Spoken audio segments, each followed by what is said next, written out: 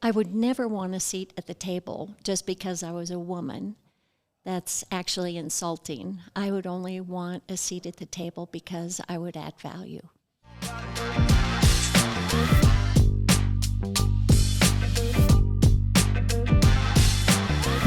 Hey guys, it's Mindi Linscombe, your host of the Something New show, where we like to learn how to live a life worth celebrating. And today I have a very special guest, a friend of mine that has been in my life for over 25 years, which is crazy to think about. But I'd like to welcome Becky Grothe. And many of you might already know Becky, but if you don't, today is the day to get into a little bit of your heart and a little bit more about you. And I want to share some of her background for those of you that have not had the privilege of meeting Becky, but she has been married to Dave, who is also super special to us, and they have been married for 46 years. They have 4 children, one of which is my very best friend, and they have 14 grandchildren, pastoral ministry for 46 years. She has started a Christian school that got to 1,500 in enrollment in her time there. She graduated from ORU, my alma mater. She was born and raised in northern Idaho. Her work experience, in addition to pastoral care, would be that she has hired for multiple organizations at all the levels. She's a ghostwriter. She was a radio host, and she's also done lots of commercials. So being a working mom for all those years and being somebody that's so similar to a lot of our listeners and ahead of us, you are ahead of us, having a big birthday this week. I don't know if I'm allowed to share. Please. She's turning 68 this week. And that's a big accomplishment to have, worked throughout all of those seasons straight from college. And one of the, almost the leaders of the charge of It's Okay to Be a Working Mom. And I just want to say thanks to you, because a lot of our listeners are working moms, and you were doing it before it was maybe necessarily as acceptable as it is today. And, it's not even as acceptable as I would hope today, but in some regards, I think you paved the way. So thank you for being here today. Thank you. I've been so excited about this, Mindy. You know I'm crazy about you. Yes. Well, it's good to You're have you. one of my favorites. Well, you're like a bonus mom for me. And you've been there in a lot of, we were talking today about how could we narrow down into one episode? So we might have to have you back. Okay. And again and again and again. I agree. If we're going to cover it all. I know, because there's years of life, years of highs and years of lows. And that is definitely something I can't wait to talk about a little bit today. But I'd like to start with just, how did you decide when you graduated college, got married to Dave, you guys find out you're having twins? Mm-hmm. How did you decide, I think I still want to be a working mom? Well, I didn't know that I even could. I didn't know I had anything to contribute as a young wife. And with my husband being pretty high visibility in our community, and I thought, now I'll be the person that will sit and just smile and watch him do what he does. And I love that thought. And then someone saw something in me early on in our marriage, like year 1, and called me into helping with a project. It was actually starting the Christian school. And I said, well, I don't really think I have any strengths to participate in that, but I'll sure help however I can.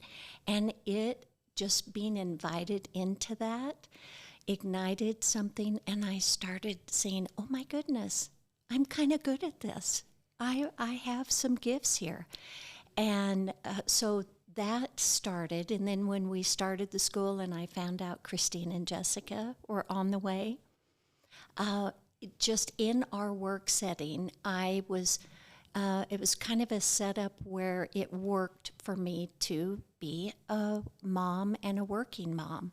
So I think had that not been the case, it would have been more of a struggle for me. But I was just able to have some flexibility to be with them and to have them with me. So it wasn't like you consciously chose it. You enjoyed the work. You found it fulfilling. Yes. And I think there's a lot of us that find work fulfilling. Yes. And I do get excited about what I can bring to the world besides just raising the most important people in my life, right. which they absolutely are. But it is super just purposeful for some of us that can contribute in a way, like you said, you found really a lot of purpose in it. So I love that you felt that gift was in you. Okay. And then as you started raising your family and working, which I love that you've dabbled in all these different gigs besides just radio talk show host. I didn't even know that. But I was thinking, you started to raise teens and you were great. I've heard so many good wisdom nuggets for little children over the years, but what I really want to tap into today from you is just some tips for raising teens and adults, because as we were talking, it's really unique that most of your relationship with your children are actually parenting them as adults. Yes. And that's more years than the little years, Yes. even though the little years are crucial. Absolutely. I'm not negating their importance, but I think what I'd love to hear from you is somebody that's done the work and is farther along. And it's like, how did you raise teens that turned into trustworthy adults that are all amazing humans today? I mean, all 4 of your children, I love them all, and their spouses that they chose. So I want to hear how you kind of guided that teen process into adulthood and even now. Well, let me just say this. I didn't do everything right. I can look back at choices that I made, even schedule choices, where I probably should have been home a little bit more than I was at certain points. And, but I look back today and think, in spite of the things where I missed it, God was there and helped me and helped my kids. And I didn't always listen to my husband as often as I should have. He was so supportive, has always been so supportive, and really been my biggest, I don't want to say cheerleader, fan, support. And he would say, now, honey, go home, not because he wanted me to be there and do for him, but he wanted to take care of me. So I didn't always do everything right with our kids, but one of the things that was so important to me, all of our kids were in sports, they were in music, they were in school productions, they traveled with sports teams. I made an effort to be at every ball game, every concert, every production that I could possibly attend, because I wanted them to know, even though I'm busy taking care of other people and with building the school, taking care of other students, you are number one to me. And so I think that was a big part of building a strong relationship with our teenagers and even our adult kids. Even now, I want to go to my grandchildren's ball games and I want to go to their school events. And we do a pretty good job of that. With 14 grandchildren, it's a little... The schedule's a lot. But it's important. And I'm thinking of this as I say this to you, Mindy.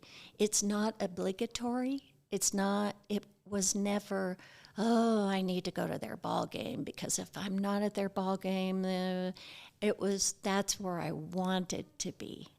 And so when you have that in your heart, you make room for that. You build that in, not as a task, but as your heart. And I really feel like maybe if we were to ask all of our kids, they would say they knew that about us, that it was our heart to participate in their lives.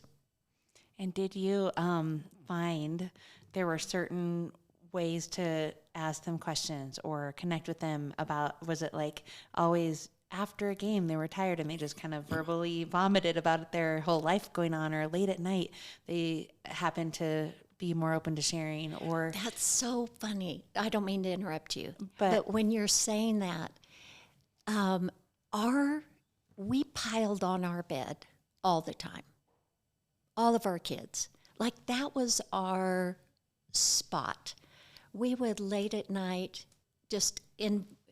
it wasn't even, I started to say invite. It wasn't even like an invitation. It was just where we all kind of landed.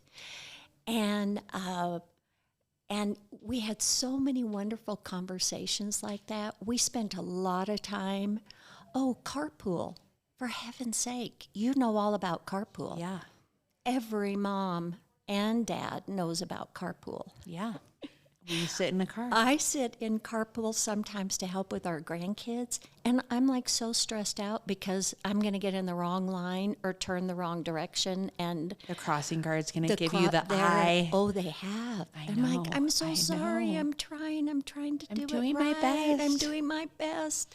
But anyway, lots of time in the car, and when you have, we had the benefit of not having cell phones really at that time, and so we weren't constantly on a device, which I would caution parents about that. That is such a valuable time that you can have just to interact. When I pick up our grandkids, I look forward to saying, how was your day? Tell me, was it good? Was everybody nice to you? Is there anybody I need to deal with that wasn't nice to you today? So that time, making the most of all of that time, and then listening to their hearts and their sadness or rejections, not being so busy, or I'm just going on and on, but one other thing comes to my mind, not minimizing their feelings of, I remember dealing with that when I was a kid. You'll get over it. Or I'm sure it'll all work out, but really taking time to empathize and to ache with them when they ache and rejoice with them, celebrate when they're celebrating. Mm-hmm. That's so good. That's so good. I'm thinking about all the situations right now. Yeah, and my kids. I'm sure. Okay, and then I think it's fun to talk about the adult relationship a little bit too, because I've had the benefit of being in your life when your adult children were selecting spouses. Yes. And walked beside many of them as they were choosing the wrong or right people. Yes. And then, fast forward, they're all dear friends of mine today, but I watched just paying attention because I care very much that my kids choose a really good spouse for them. And I can see how in just many relationships I've seen over the years that if you don't have a good choice in a spouse, it can make things harder, right?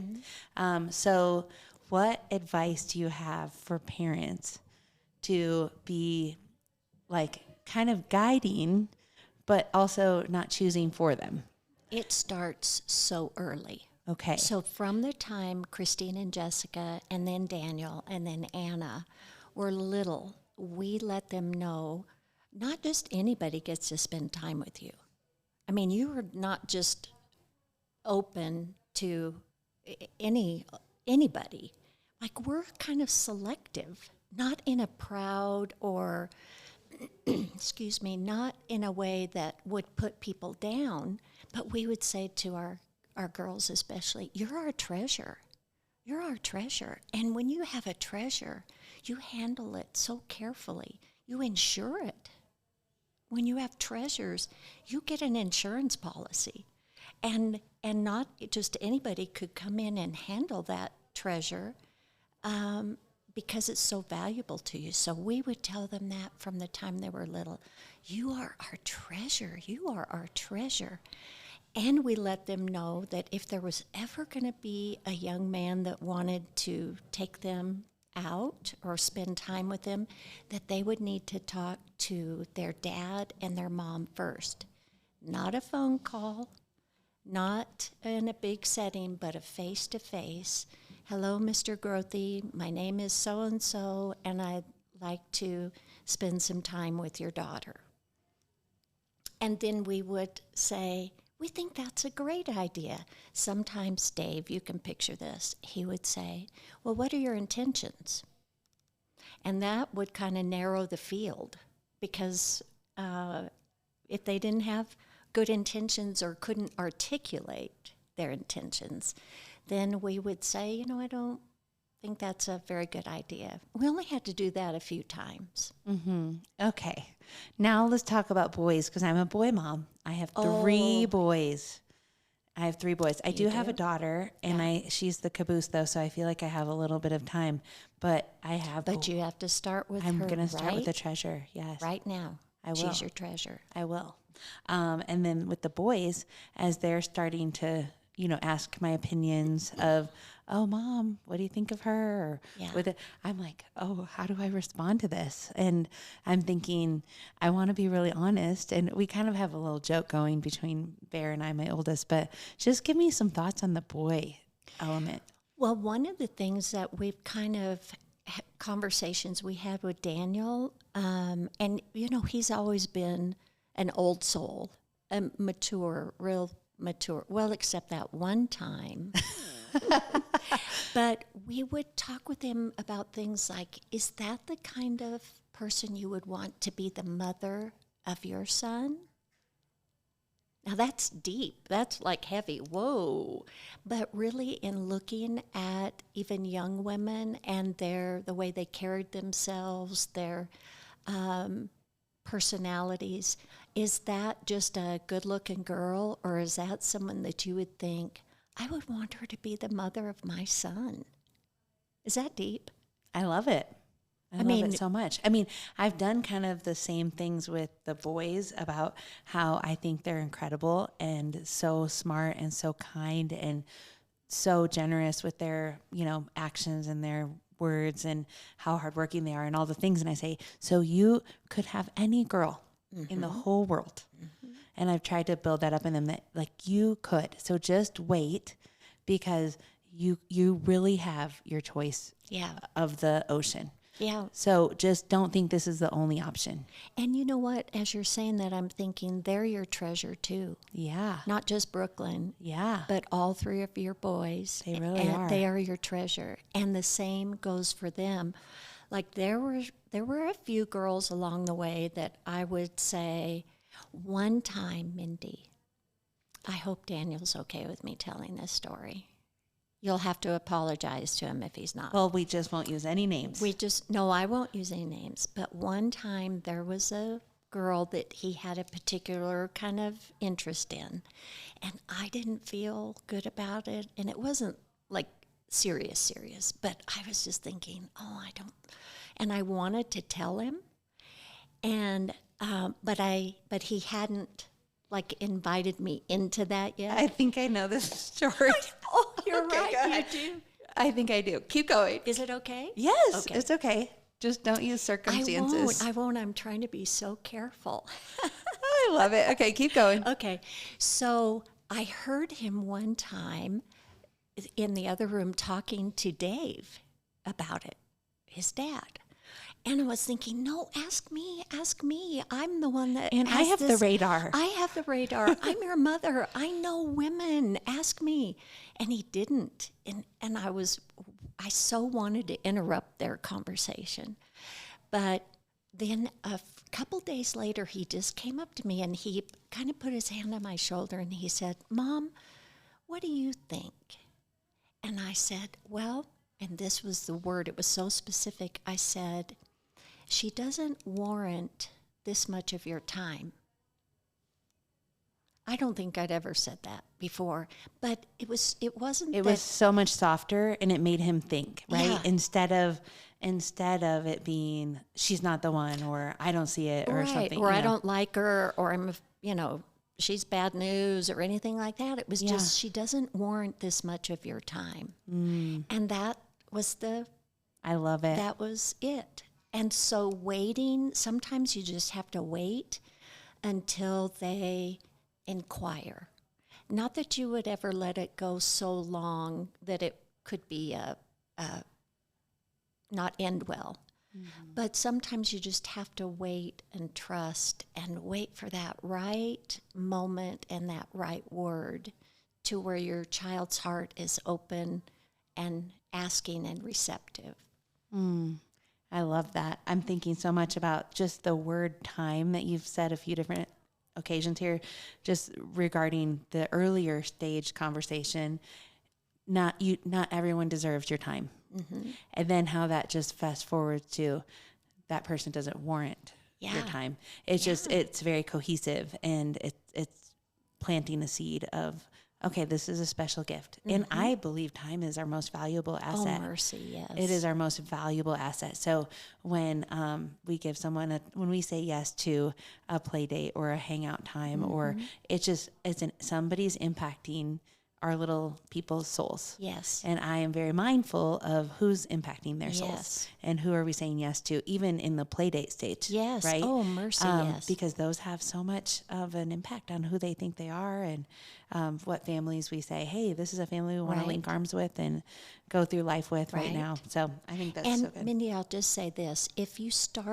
When you start doing it when they're little tiny, age-appropriate conversations, then we've had situations with all of our kids when they were out of town or in college, older, that they have then come back and said, what do you think? Or we had one of our kids was in another city, one of our girls, and, it was Christine.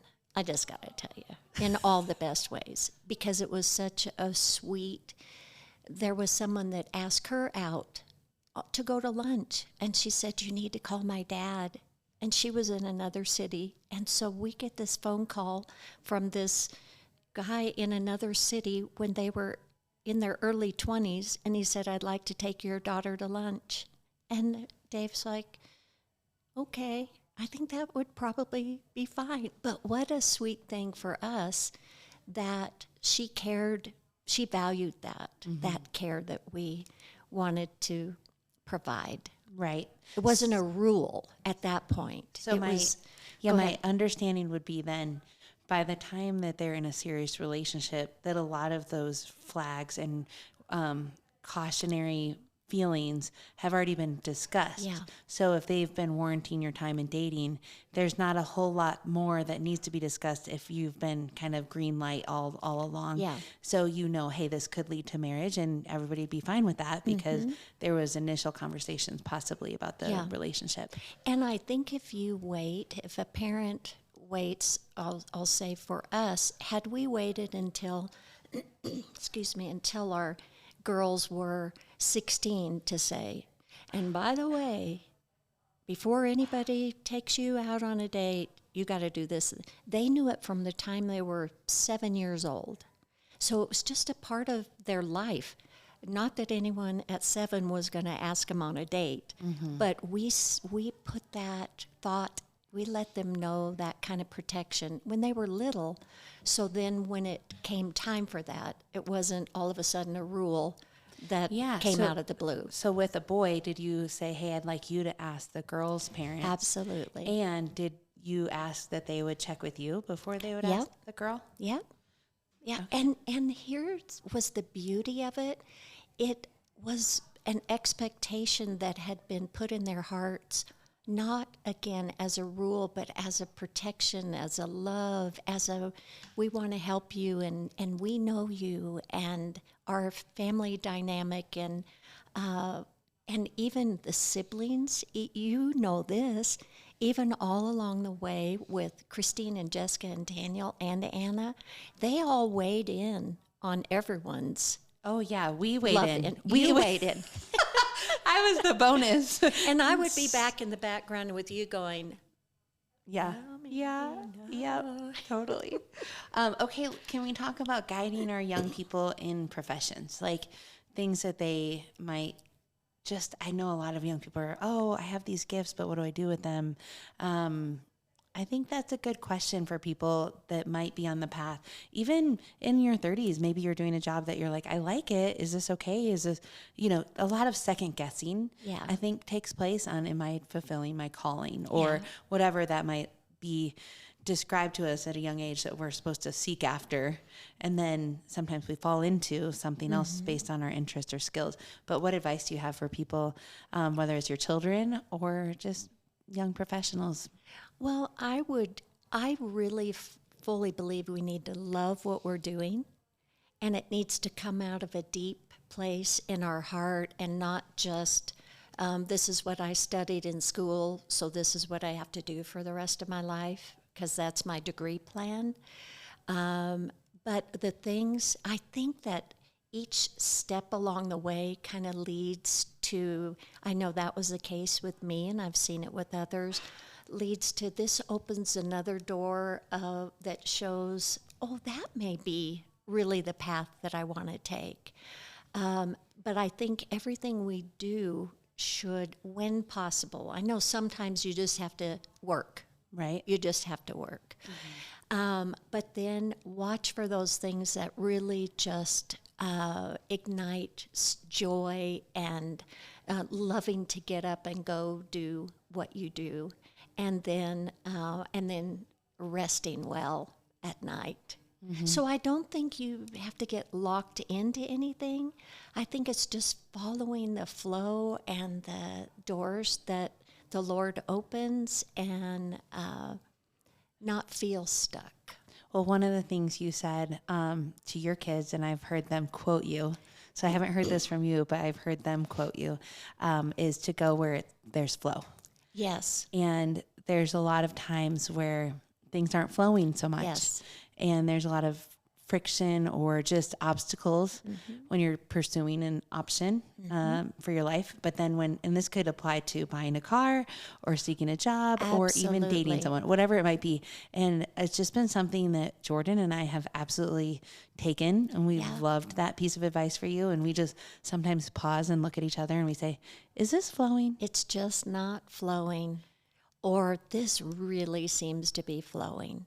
And that, I'm glad you brought that up, because that is something we have done for Dave and me all of our life together, 46 years. It's just not flowing. And when you try to force, there have been times we've forced it and then regretted.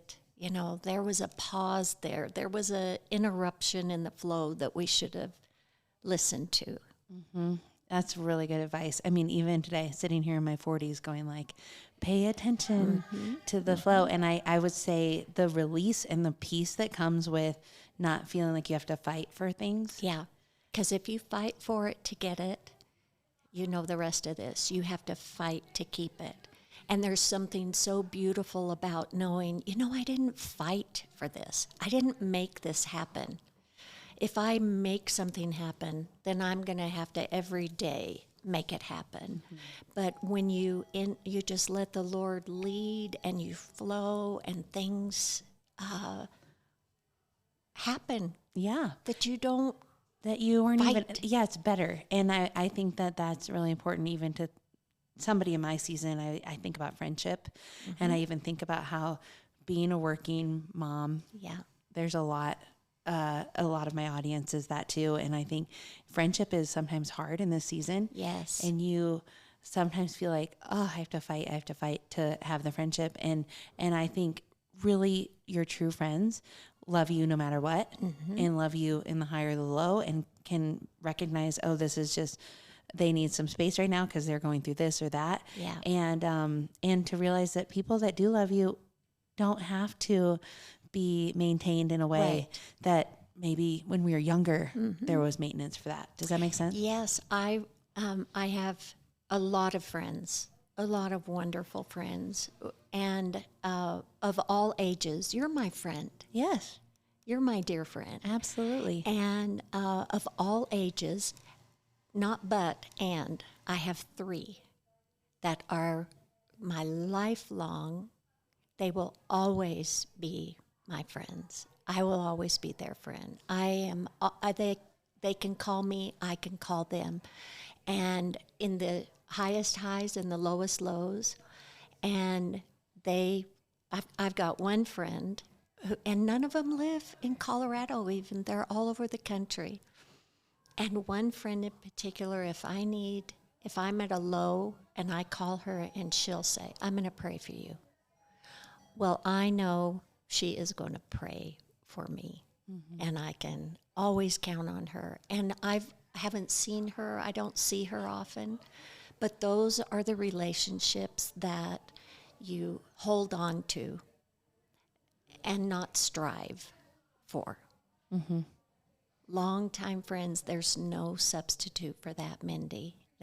There's the people that know you a little while, that's wonderful. But the people who have lived life with you and will fight for you, it's such a gift. Such a gift. Such a gift. Okay, I this is my wrap up on the parenting section before we talk about just being a high functioning female. I just wanted to, you made me think of a moment in our relationship when I was going through a really hard time with my kids, and I looked at you and I said, I thought having kids was supposed to bring joy to your life. And I was very brutally honest, and I said, it hasn't been that. And this was after I had delivered a baby that didn't make it. And now my son was fighting for cancer. Yeah. And I had my 8-week-old in the hospital for all these other complications. And I was like, and I mean, there's stories and stories of moms like me that have medical complications with their children. And it's a fight. It's not the like beautiful life that they thought when they were going to have a baby, that it was going to be just easy and fun. And you raise this mini you. Yeah. It's so much more than I ever dreamed it would be. And that's a beautiful thing, but it's been very hard too. Yeah. And I remember I asked you, I said, does having children bring more joy or more pain? Yes. Do you remember that? Yes. And I could tear up thinking about it. And you took a very long moment of silence. It felt like an eternity. And you said both. Yes. That's why I just said yes. It brings joy and pain, yes. And it's the most beautiful thing. And the greatest, the heartache of a child is the deepest heartache a mother could ever feel. Mm-hmm. And the joy of a child is the greatest joy. I remember I have a memory sitting in the hospital with you and making a Gigi blankie. Mm-hmm. You remember that? Yep. Because all of your kids have a Gigi blankie. Mm-hmm. All my grandkids have a Gigi blankie. Mm-hmm. And you needed a quick Gigi blankie. Yeah. And sitting in the hospital with you while my husband was out in the hallway and making a Gigi blankie for that sweet little girl. Mm-hmm. And those are so hard. And the grief and the joy. And I have told you this before, and I'll say it again for everyone who will listen to this, that it never ends. Once you have that child and the beauty of the gift of God in a child, the scripture says God's greatest gift is our children. Mm-hmm. And once that never ends, so our oldest, our twins are 40, are they 43? 42. 42. We're 10 days apart. 10 days, and it never ends. I care as deeply, I ache and rejoice as deeply for them at 42 as I did when they were 13 months old learning to walk. Mm-hmm. Mm-hmm. And it never ends. And that's a good thing. Well, my mom said to me, she said, just be ready because when you're a mom, you're always a mom. Always. And then you become a Gigi, and you're always a mom, and you're always a Gigi. Mm-hmm. So, but that's not a heavy thing. It's not like, brace yourself because it never ends. It's more of it's just the reality. I used to think when my kids all graduate from college and are happily married, then I can breathe. Mm-hmm. And no. Mm-hmm. Nope. And it's good. It's okay. Yeah, it's okay. It's okay. So, just this is the last thing. I mean, like I said, we could talk forever, but I want to just talk about how, you are a very high functioning female, been a working mom, done a lot of projects on top of 4 kids, sports games and everything else. And it seems like there's many of us that also believe, like you said, the soundtrack of my life was I take care of everybody. So recently, at the age of 62, you started on a journey to realize that that doesn't have to be the soundtrack of your life. And if myself at 42 can learn something sooner than 62, I'd be really happy about that. Yeah. So if I don't have to wait till 62, I'd love to hear a little bit more about your journey there. Well, I grew up, my mom and dad, and you know them both, just worked hard every day of their lives. And that was modeled for me, and I'm so thankful. And I have done the same and was kind of in a work environment and community culture of you don't take care of yourself. That's so selfish. You take care of everybody else. I mean, that's what good, decent, God-loving people do. They take care of everybody.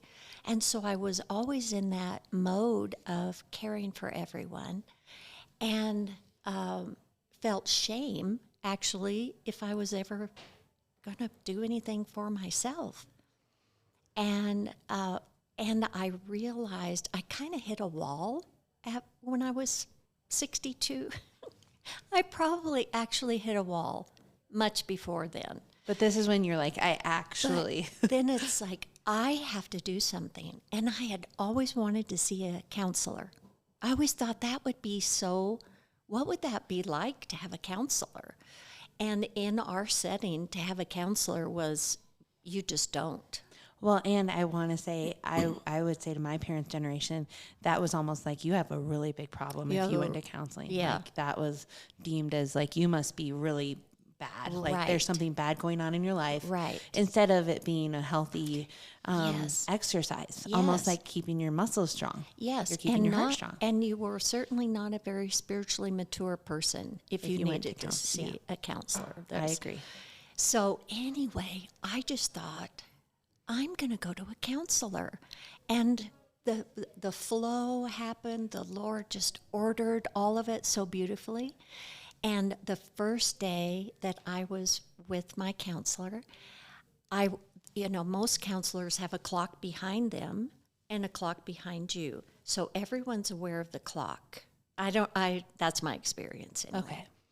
So I'm looking at the clock over his head and thinking, okay, I'm about to run out of time here. And I said to him, now I know we just have a few minutes left. And he said, oh, you don't have to take care of me. He said it so sweet, like, you don't need to worry about that. He just said, you don't have to take care of me. And I said, well, I just noticed that it's 10 till, and I know that we need to stop by such and such. And he said, oh, you don't need to take care of me. And it wasn't like correcting, it was compassion that he was saying it. And I said, you don't understand. I take care of everybody. You said that? I said that. Did you feel the wall? Did you feel the wall? You were at the wall. And he said, well, you don't have to take care of me. And I said, no, you don't understand. I take care of everybody. That was the first time that ever came out of my mouth. That was the first time I ever realized, oh my goodness, this is how I live in a way that I feel like I have to take care of everyone to my own hurt and not take care of myself. So that was, from that moment on, I realized that's kind of my theme. That's my theme song. I take care of everybody.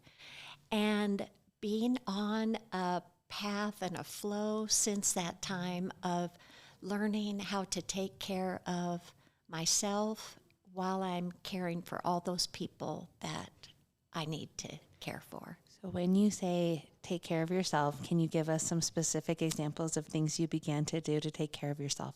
Well, first was realizing it's okay, Becky, it's okay to take care of yourself. It's okay to take a day off. It's okay to go on a vacation. It's okay to go shopping. Mindy, you remember the day you took me shopping.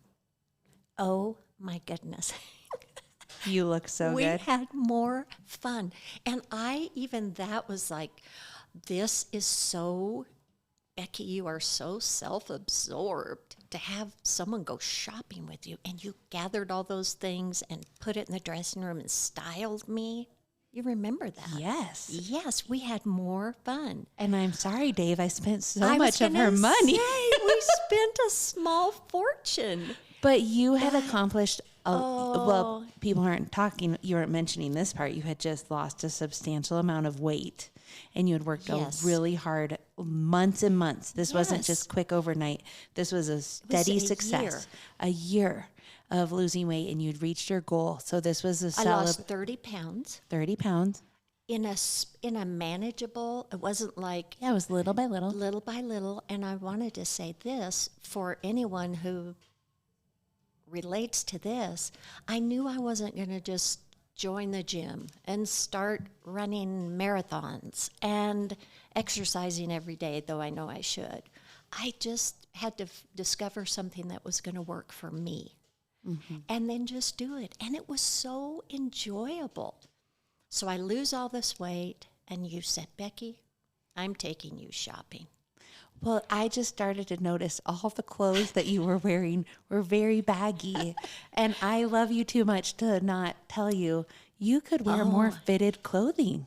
And I'm doing it, girl. I'm so proud of you. And see, I even felt like I didn't deserve to have some new things or to look cute. At that point, I was 67. I was like, I'm 67. I don't get to look cute. And boy, Mindy, you styled me. And you look great. And that one that has all the zippers, oh my goodness, that dress has more zippers than you said. Now, this is your executive look.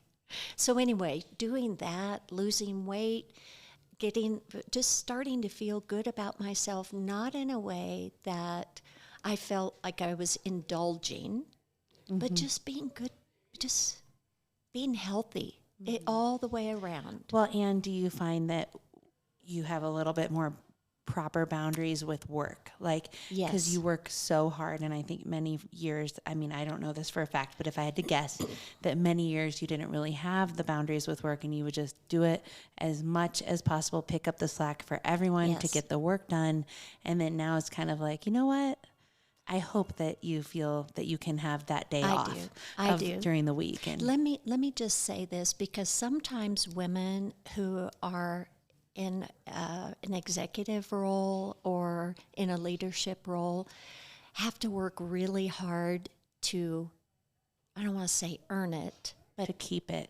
well, they have to first get it, and then once you're there, you have to work really hard to keep it, because my counselor said to me one day, you sound like you feel like you were let in. And I said, oh, I do. And just like I was let in, I could be let out. So I have to work really hard to get in. You understand what I'm saying there? Yeah. And oftentimes as women, we have to work really hard to be let in. And then we have to work really hard, or we have this thought in our mind, just like they let me in, they could let me out. Isn't that sad? But I mean, when you think about back in your early career and you tell the stories about how you weren't even allowed at the table Yeah. in your early career, but Yeah. yet you were given the responsibilities that were sometimes even greater than all the men at the table. Yes. Well, I literally, as you say that, I was literally told on multiple occasions in another life, in another lifetime. Not at your current not career. At my current. In a previous, yes. In a previous. Now, you can't ever come to any meetings. And I didn't even know that I should feel bad about that. That was like, oh, okay, I guess that's just the way life is. I guess that's just the way it is. But yet, my input and my leadership and my organizational skills and all of it was wanted on the front end, as Yeah, well we want as you to do the work. we want you to weigh in on it, just not at a table with other men, with the men. And I do feel like times have improved a little bit. Yes. But then there's still the obligatory, well, we have to have a woman mercy. at the table, so then you get a mercy seat, right? But but it has improved overall has. from years ago. I want to say one thing about that. One time I was invited into a setting where I was going to be the only woman. And several women came to me and said, like, girl power, you go. And I said, no, this is not what this is. I'm not representing all womanhood.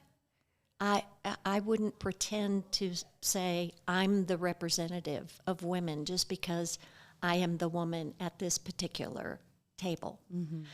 Because women are more than that. Women are just more than an obligatory woman who's been invited to sit at a table. And I've never looked at it like I've conquered something. Because to me, that's like fighting for it, and then you have to fight to keep it. So knowing that I have something really to offer, as I don't want to be somewhere where I don't have something to offer. I don't want to be... Or a seat warmer. No, I don't want to be that, a placeholder. Mm-hmm. I don't want to be that. I want to offer something and be a contribution, and I want it to flow up out of me, not just because I have to have a woman. Yeah, That's insulting. Yeah, I agree. I want to be selected because of the value I add. Yeah. So if I'm bringing value to my company, to my team, I always tell women, I say, what value can you bring? Good. And so even when I'm interviewing, it's like, I'm not here to just hook you up with a job. Oh, yeah. And I know you're looking for one. Yeah. But I want to know, like, how I fall in love with candidates is when they tell me, hey, Mindi, this is the value I can bring to your company. These are the things that I can contribute, like you said. And to me, those are the people I want to surround myself with, because I'm excited about what we can accomplish together. Yes, yes. Oh, that's so good. I remember one time being invited to speak at a conference, and they said, we'd like you to speak on such and such. It was so, I had no interest in it. I didn't know anything about it. It was just all coming up out of nowhere. It was like, and it was horrible. It was the worst. I would not have wanted to have heard me. It was like I talked, it felt like syrup, just like boring, just like flat. It was flat. Yes, it was so flat. And I thought, I'm never going to do that again. I'm never going to be the person who will just say, yeah, I can come up with something. It's got to come up out of me. Mm-hmm. Just like today. Yeah. All these amazing topics. So how do you feel like today? Do you feel like you are in a spot where you can take care of everyone, but you don't necessarily have to take care of everyone? Well, I don't know if I'm there yet. I don't know that I don't feel like I have to take care of all the people in my life. But I have balanced it out more with, and I can take care of myself. And I don't have to strive. Mm-hmm. I can let it flow. I love it. Well, on that note, what's the beverage that you made me think of it when you said let it flow? Let it flow. I was thinking about what's your favorite drink that you're going to introduce me to today? Well, I'm going to introduce you to now something I haven't even let myself have a favorite, because I shouldn't be so extravagant. But I did start enjoying a Starbucks pink drink. Oh. Light ice. Because I want it to last all day long. Okay, so what's in the pink drink? I don't even know. I don't know, Mindy. I didn't know milk? I had to tell you what was in it. I just was curious. It's pink. It's pink. It looks like strawberries. There's a few strawberries in it. Somebody needs to comment below on what's in a pink drink. Yeah, what is in a pink drink? It might say on the side here. All I know is it's refreshing. Well, let's do a cheers to a great update on how you're doing and some great advice for all of our listeners. Cheers. I love you. Cheers. Cheers. Love you too. That's good. It is refreshing. Isn't it refreshing? This is my first pink drink. And I trust there'll be many more in your future. That's right. Well, you guys, thank you so much for listening today. And please subscribe to the show, comment, like, share with your friends, because I know there's many more people that can benefit from all these wise guests that we have on here. And thank you for being with us today on the Something New Show. We'll see you next time. Thanks for listening. Be sure to subscribe to the show, rate, review, and share with a friend. Also, follow The Something New Show on Instagram and Facebook. If you want a fuller experience, watch the show on YouTube to help you create a life worth celebrating.